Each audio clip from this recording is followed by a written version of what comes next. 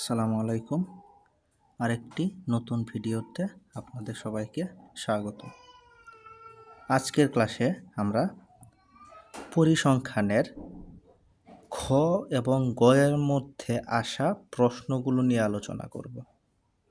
আমরা জানি খ এবং গ এর মধ্যে পরিসংখ্যানের জন্য গুরুত্বপূর্ণ প্রশ্নগুলো হচ্ছে গড়, মধ্যক, প্রচুরক, আয়তলেখ, বহুভুজ এবং অজীব রেখা। তো এই 6টা টপিক নিয়ে আমরা আলোচনা করব।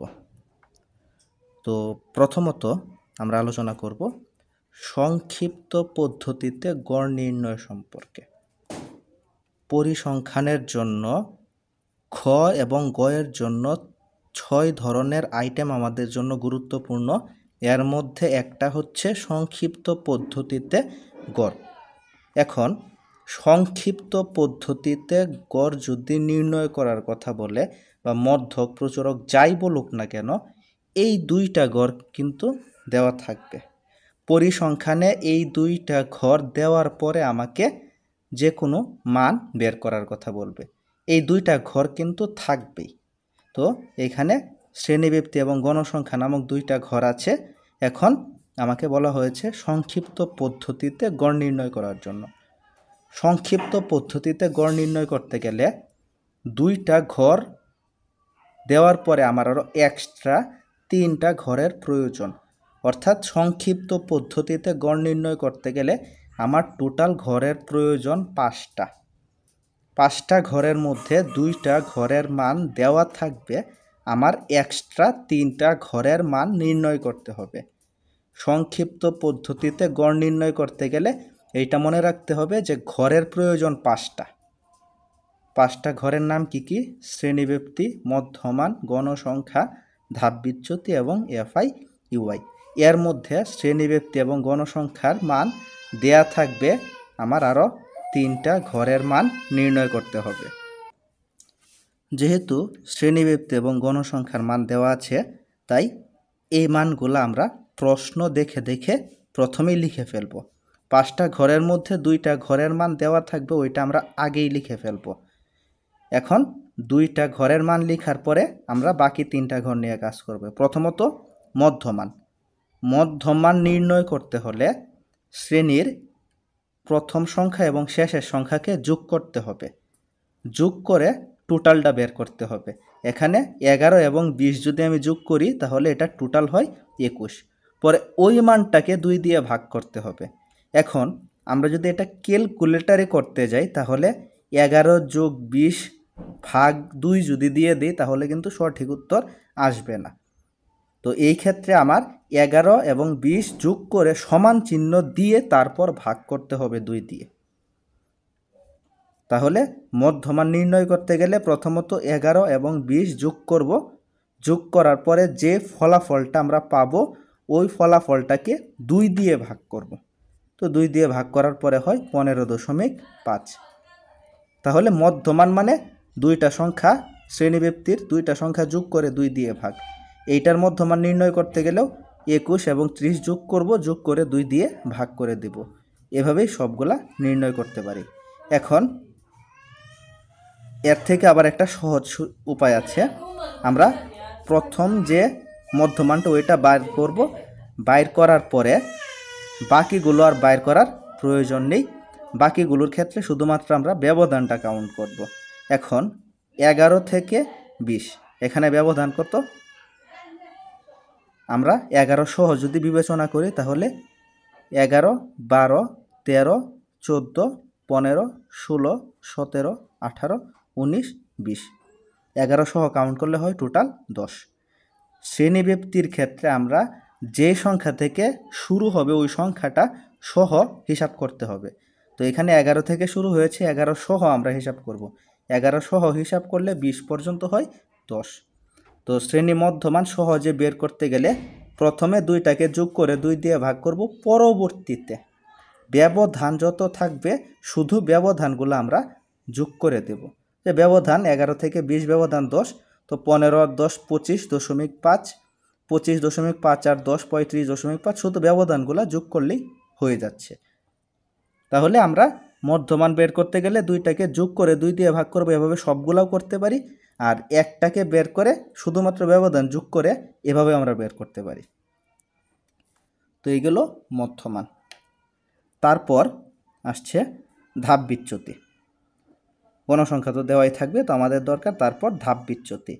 এখন ধাপ বিচ্যুতি বের করতে হলে এটার একটা সূত্র আছে, আমরা সূত্র ছাড়া সহজভাবে এটা বোঝার চেষ্টা করব। মধ্যমানের মধ্যের একটা ঘরকে, যে কোনো ঘরকে ধরলেই চলবে, আমি এটাকেও ধরতে পারবো, এটাকেও ধরতে পারবো, এটাকেও ধরতে পারবো, আবার এই দুইটা থেকেও যে কোনো একটা ধরতে পারবো। তো মধ্যে কোনো একটা জায়গার মধ্যে আমি ধরে নিব এ। আমি আবার বলছি, মধ্যমানের মধ্যের যে কোনো একটা মধ্যমানকে আমি ধরে নেব এ। এ ধরার পরে আমি যেখানে এ লিখলাম ওই সোজা ধাপ বিচ্যুতিতে আমি লিখব 0। মধ্যমানের মধ্যের দিকে যে কোনো একটা ঘরের মধ্যে আমি এ ধরলাম, যে কোনো ঘরে এ ধরলাম, ধরার পরে ওই ঘরের সোজা ধাপ বিচ্যুতিতে লিখলাম 0। তারপরে উপরের দিকে যেই কয়টা ঘর আমি উঠব মাইনাস দিয়ে যাব। যেমন এইখানে 0-র উপরে এখানে 1 ঘর উঠলাম, তো এখানে লিখলাম -1। এখানে 2 ঘর উঠলাম, তো এই ক্ষেত্রে লিখলাম -2। তো উপরের দিকে 0 থেকে উপরের দিকে উঠলে সিরিয়ালে আমি মাইনাস দিয়ে উঠব, আর 0 থেকে নিচের দিকে নামলে প্লাস দিয়ে নামবো। 1 2, প্লাস তো আর দেখানোর প্রয়োজন হয় না। তো মধ্যমানের মধ্যের যে কোনো একটা সংখ্যাকে আমরা এ ধরব। এ যেখানে এখানে 0 থেকে ধাপ বিচ্যুতির উপরের দিকে গেলে মাইনাস আর নিচের দিকে গেলে প্লাস।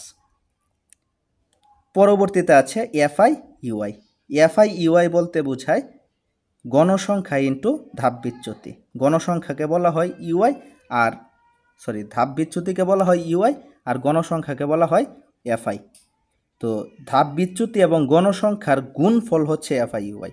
অর্থাৎ এফআই ইউআই এর মান বের করতে হলে আমাকে এই দুইটা মানকে গুণ করতে হবে। তো গুণ করি, 8 দ্বিগুণে 16, প্লাসে মাইনাসে মাইনাস, আবার প্লাসে মাইনাসে মাইনাস, 10 একে 10, 15 0 0, 12 একে 12, 5 দ্বিগুণে 10। এখানে আমি শুধুমাত্র গণসংখ্যা এবং ধাপ বিচ্যুতির মানকে গুণ করে এফআই ইউআই এর মান নির্ণয় করেছি। পরবর্তীতে আমি গণসংখ্যার টোটাল মান লিখেছি এবং এফআই ইউআই এর টোটালটা লিখেছি।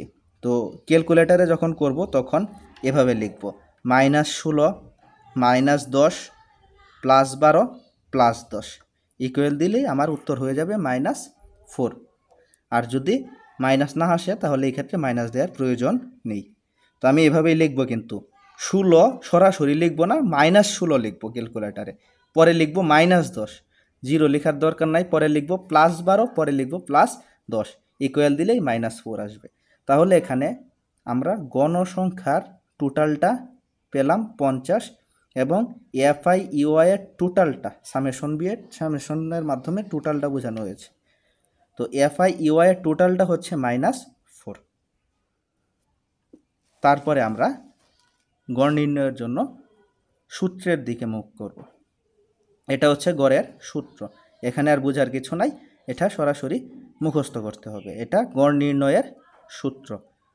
গড় এক্স বার, গড়কে এক্স বার দ্বারা প্রকাশ করা হয়। তো সূত্রটা হচ্ছে গড়ের এ প্লাস, এটাকে বলে summation fi ui by n into h. এটা হচ্ছে গড় নির্ণয়ের সূত্র। X bar equal A plus summation fi ui by n into h. এখন আমরা মান বসাবো।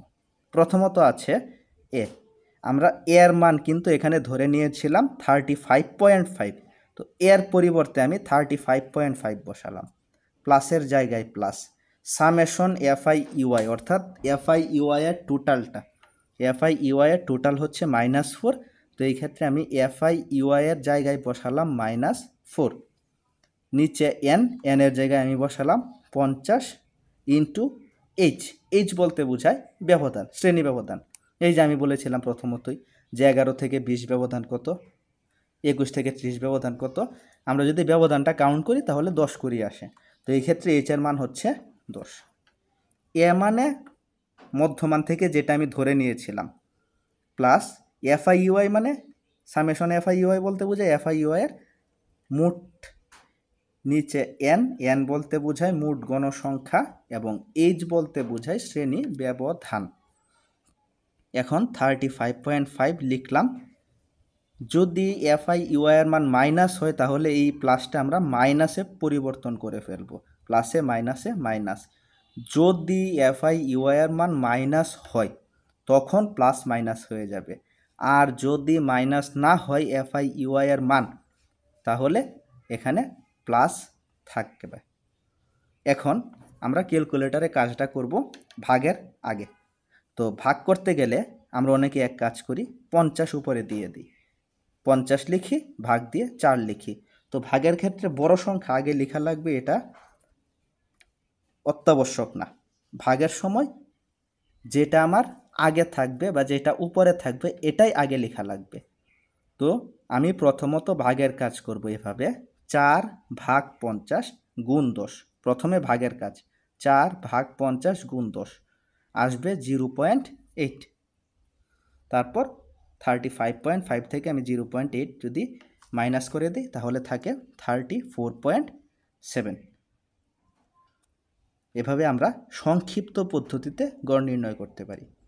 তারপরে এই কনসেপ্টটা বোঝার মধ্যে যদি কারো কোনো প্রশ্ন থাকে তাহলে আমাকে জানাতে পারো। ধন্যবাদ।